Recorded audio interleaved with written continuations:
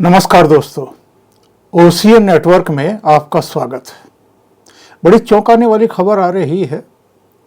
Congress party donate for देश इस नाम से एक चंदा कलेक्शन का अभियान शुरू करने वाली है और इसकी तारीख तय की गई है 18 दिसंबर से 28 दिसंबर ऑनलाइन और 28 दिसंबर के बाद हर बूथ के क्षेत्र में 13 घरों में जाकर के कम से कम 138 रुपया, इससे ज़्यादा किसी की श्रद्धा हो तो 1380 रुपया या 13,800 रुपया, ये 3 श्रेणी रख दी गई हैं लोगों के सामने। और तर्क ये दिए गए हैं कि क्योंकि कांग्रेस पार्टी 138 वर्ष की होने वाली है 28 दिसंबर को, इसलिए हम कम से कम 138 रुपये या फिर 1380 या 13,800 रुपये का चंदा जुटाने की मुहिम शुरू कर रहे हैं। बड़े अजीबोगरीब तर्क दिए गए हैं। महात्मा गांधी से जोड़ा जा रहा है इस पूरी मुहिम को। ये कहा जा रहा है कि ये पहल 1920-21 में महात्मा गांधी का जो ऐतिहासिक तिलक स्वराज कोष था, ये उससे प्रेरित है और इसका जो मकसद है, मोटो है, वो है कि संसाधनों के जो वितरण है वो समान हो और जो अवसर हैं उसमें भारत का निर्माण करने के लिए, समृद्ध भारत का निर्माण करने के लिए पार्टी को सशक्त बनाया जाए। कहा यह भी गया कि भारतीय जनता पार्टी से मुकाबला करने के लिए, चूंकि इस समय कांग्रेस पार्टी आर्थिक संकट से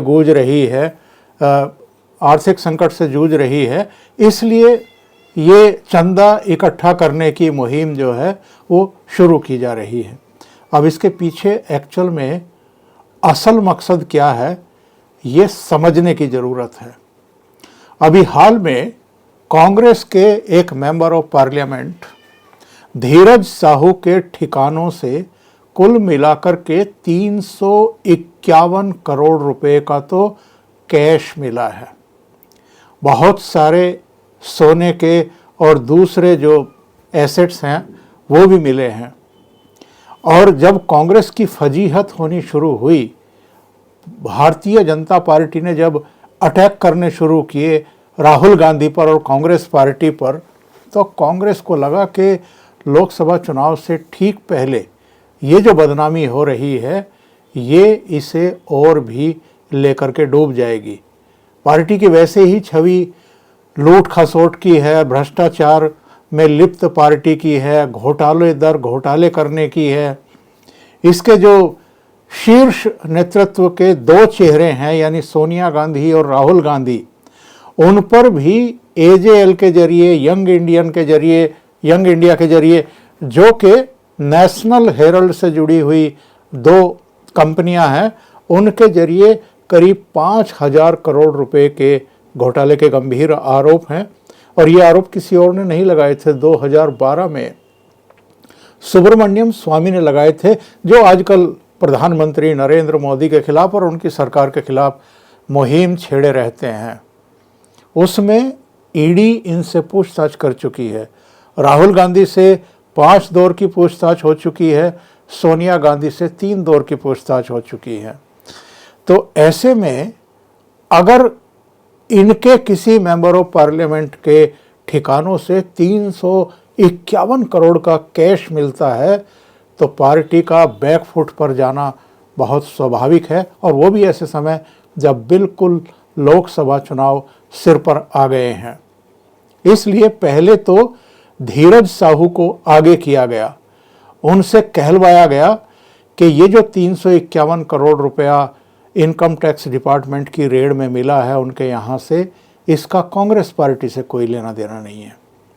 क्योंकि धर्मेंद्र प्रधान हों या भारतीय जनता पार्टी के दूसरे प्रवक्ता हों, उन्होंने ये कहा था कि धीरज साहू एक्चुअल में गांधी नेहरू परिवार के एटीएम हैं। जब भी इस परिवार को पैसे की ज़रूरत पड़ती है तो धीरज साहू उसकी पूर्ति करते हैं, सप्लाई करते हैं। अब ये आरोप कितने सही हैं कितने गलत हैं, इसका जवाब तो गांधी नेहरू परिवार देगा, या जांच एजेंसियां जो जांच पड़ताल कर रही है, पूछताछ कर रही है, उससे पता चलेगा। पर धीरज साहू ने बाकायदा ANI के रिपोर्टर को बुला करके लंबा चौड़ा बयान दिया और उस पर सफाई दी। ये भी दावे किए कि साहब हम तो समाज सेवा करते रहे हैं, हमने बहुत सारे काम किए हैं, स्कूल कॉलेज पता नहीं क्या क्या खोले हैं और भी बहुत सारा काम किया है, और चूंकि हम शराब के कारोबार से जुड़े हुए हैं, 100 साल से हमारा ये कारोबार चल रहा है, तो शराब के कारोबार में नकदी की लेन देन होती है और ये सारा जो पैसा है मेरे परिवार के लोगों का है, हमारा बहुत बड़ा परिवार है, सबका संयुक्त पैसा है। कुछ इस तरह की दलील उन्होंने देने की कोशिश की। उन्होंने जो कुछ कहा है जाहिर है वो कांग्रेस के कुछ वकीलों ने उनको समझाया होगा, और वो ये भी दावे कर रहे हैं कि जो 351 करोड़ कैश मिला है इसका स्रोत भी वो बताने को तैयार हैं। यानी कांग्रेस ने एक तो उनको आगे किया कि जो भद पिट रही है, जो बदनामी हो रही है, इससे किसी तरीके से बचा जाए। दूसरे, इन्होंने ये क्राउड फंडिंग का ऐलान कर दिया और इसका नाम भी क्या रखा है, डोनेट फॉर देश। और कहा जा रहा है कि चूंकि कांग्रेस पार्टी आर्थिक संकट से जूझ रही है, उसके पास पैसे की कमी है, धन की तंगी से वो जूझ रही है, इसलिए भारतीय जनता पार्टी की जो चुनावी मशीनरी है उससे लड़ने के लिए अब हम देश की जनता के साथ पास जा रहे हैं और देश के लिए मांग रहे हैं, कांग्रेस पार्टी के लिए नहीं मांग रहे हैं। वैसे तो सवाल ये भी उठेंगे और उठने ही चाहिए कि जब वो इंडी अलायंस बना हुआ है तो फिर कांग्रेस पार्टी केवल अपने लिए ये डोनेट का अभियान क्यों चला रही है, क्राउड फंडिंग का अभियान क्यों चला रही है? उसको तो इंडी अलायंस के लिए चलाना चाहिए। समग्रता में जितनी पार्टियां जुड़ी हुई हैं उनको तो इंडी अलायंस को अब आगे रखना चाहिए, ना कि इंडिविजुअल अपनी अपनी पार्टी। लेकिन चलिए, मैं कहता हूं कि सब अपने अपने लिए डोनेशन मांग करके इंडी अलायंस का भला करें, या एक वैकल्पिक गठबंधन दें, एक ऐसी लंबी लकीर खींच करके दिखाएं कि लोग जो है वो उन पर भरोसा करें। पर इनमें से कोई भी ऐसा चेहरा नहीं है जिस पर लोग भरोसा करें या जिन पर कोई किसी तरह के आरोप ना लगे हों। अब वेणुगोपाल ने जो कुछ कहा उसके जवाब में भारतीय जनता पार्टी की तरफ से भी स्टेटमेंट आ गया, और भारतीय जनता पार्टी के प्रवक्ता ने ये कहा कि साहब, शहजाद पूनावाला ने प्रेस कॉन्फ्रेंस की बीजेपी ऑफिस में कि साहब, जिन्होंने 60 साल तक इस देश को लूटा वो अब उसी देश से चंदा भी मांग रहे हैं। आज कांग्रेस की ये हालत हो गई है। और उन्होंने ये भी कहा कि कांग्रेस ने अपने उस भ्रष्टाचार से ध्यान हटाने के लिए डोनेट फॉर देश अभियान शुरू किया है, जो एक बार फिर उसके राज्यसभा सदस्य धीरज साहू से भारी मात्रा में नकदी की जब्ती के बाद सामने आया है। अब एक तरफ तो कांग्रेस पार्टी डोनेट फॉर देश करके क्राउड फंडिंग का अभियान शुरू करने वाली है। कल से मल्लिकार्जुन खड़गे इसकी शुरुआत करेंगे 18 दिसंबर से। और दूसरी तरफ जो इनके शुभ चिंतक हैं, जो इनके वेल विशर हैं, या जो अब इनके लिए एक्टिविस्ट की भूमिका निभा रहे हैं, रिजर्व बैंक के पूर्व गवर्नर रघुराम राजन, उनका अजीबोगरीब बयान सामने आया है। एक कोई यूट्यूबर है द रेड माइक करके, उनको एक इंटरव्यू दिया और उस इंटरव्यू में चौंकाने वाला बयान दिया। उन्होंने कहा कि साहब, चूंकि जो सत्तारूढ़ पार्टी होती है उसको तो वैध तरीके से पैसा मिल जाता है चुनाव में खर्च करने के लिए और संगठन को चलाने के लिए, लेकिन जो विपक्षी दल होते हैं अगर उनके पास काला धन भी है तो ये कोई गलत बात नहीं है। मतलब चौंकाने वाला बयान नहीं है ये कि आप रिजर्व बैंक के गवर्नर रहे हैं और इस तरह के वाहियात बयान दे रहे हैं और काले धन के साम्राज्य को आप वैध बताने की कोशिश कर रहे हैं, वैलिड बताने की कोशिश कर रहे हैं।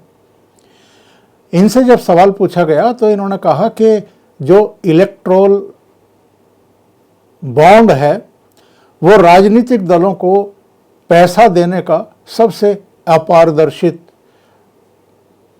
तरीका है। किसने दिया, क्या मिला, उनको देकर के किसी को कुछ पता इस बारे में नहीं चलता है। जो दे रहा है या जो ले रहा है बस उनको पता होता है। तो ये कहते हैं कि साहब ऐसे में पार्टियों को फाइनेंस करने का पारदर्शी तरीका कैसे ईजाद किया जाए, इसको लेकर के कहीं किसी की कोई चिंता दिखाई नहीं दे रही है। और जब इनसे ये सवाल पूछा गया कि क्या ये नगद के जितना ही बुरा है जो कैश बरामद हुआ है, तो इन्होंने कहा कि ये नगद रखने से भी अधिक बुरा है जो डोनेट किया जाता है चुनावी बॉन्ड के, इलेक्टोरल बॉन्ड के जरिए। तो ये इतने अंतर विरोधी बयान दे रहे हैं। इलेक्टोरल बॉन्ड को ये गलत बता रहे हैं। अगर कोई 351 करोड़ रुपया अपने पास रखे हुए है उसको वो जायज़ बताने की कोशिश कर रहे हैं, जिसका कोई हिसाब किताब नहीं, जिस पर कोई इनकम टैक्स नहीं दिया गया, यानी काला धन है। और कह रहे हैं कि विपक्षी दलों को तो काला धन जो है वो रखने का अधिकार होना चाहिए। ऐसे ऐसे तर्क कुतर्क दिए जा रहे हैं। लेकिन सवाल ये है कि कांग्रेस पार्टी अगर अपना ये अभियान चला रही है, डोनेट फॉर देश, क्राउड फंडिंग शुरू कर रही है, तो क्या इससे धीरज साहू के यहाँ जो 351 करोड़ मिला है उससे पब्लिक का ध्यान हट जाएगा? यानी उनके स्मृति पटल से ये चीज़ें ख़त्म हो जाएंगी और कांग्रेस पार्टी के बारे में अब लोग सोचने लगेंगे कि अरे ये तो बड़ी गरीब पार्टी है, इसके नेताओं के पास तो धन ही नहीं है। क्या इस पर भरोसा किया जा सकता है? क्योंकि जिन जिन राज्यों में इनकी सरकारें हैं, अतीत में जहाँ जहाँ रही भी हैं, वहाँ भी ऐसे बहुत सारे मामले सामने आए हैं जब बहुत बड़े संख्या में पैसा इकट्ठा किया गया और दिल्ली भेजने की व्यवस्थाएं की गई। अभी के लिए इतना ही। बहुत बहुत धन्यवाद। अगर आपको ये चैनल और इसके कंटेंट पसंद आ रहे हैं तो लाइक करें, कमेंट करें, वीडियो को शेयर भी करें। अभी तक अगर आपने ये चैनल सब्सक्राइब नहीं किया है तो सब्सक्राइब कर लें और साथ में लगे बेल आइकॉन को दबाना ना भूलें ताकि आगे आने वाले वीडियो और उनके नोटिफिकेशन आप तक पहुंचते रहें। बहुत बहुत धन्यवाद। नमस्कार।